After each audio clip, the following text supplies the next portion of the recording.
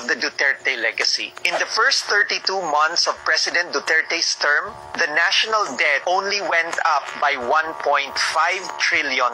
That's from 5.95 trillion to 7.45 trillion straight from the Bureau of the Treasury. Duterte admin debt increased by 1.5 trillion over 32 months. Average monthly increase approximately 46.9 billion. Major expenditures included infrastructure projects and social reforms. Marcos admin debt increased by 3.26 trillion over 32 months. Average monthly increase approximately 101.9 billion. Significant borrowings were made to support economic recovery, ayuda, and infrastructure development. But here's the thing about Duterte's time. It wasn't just about borrowing money. Stuff actually got done. Projects you can still see and use today. LRT 2 East Extension, the viaduct was done and station construction had already started. Skyway Stage 3, fast track to connect North and South Luzon.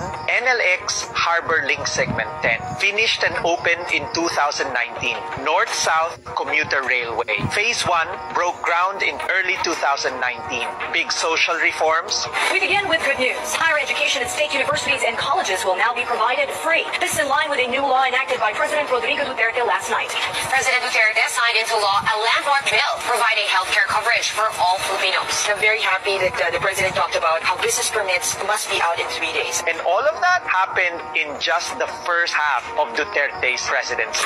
Over the full 6 years, Duterte's administration handled a total of 7.7 trillion pesos in debt servicing. 4.5 trillion went to paying off the actual loans. 3.2 trillion went to interest. In case you're wondering, debt servicing just means paying off what we owe, both the borrowed money and the interest that comes with it. But here's what really matters. All that was done while facing some of the toughest moments in our history. A global pandemic, the Marawi siege, over 10 major typhoons like Rolly, Ulysses, Odette, mass vaccination drives, salaries for frontliners, and despite all that chaos, infrastructure still moved forward. Roads, bridges, railways, flood control, build, build, build. You still walk on those sidewalks, drive on those roads, and ride on those trains today. You've seen them. You've used them. They're real. If you can't acknowledge the storms we went through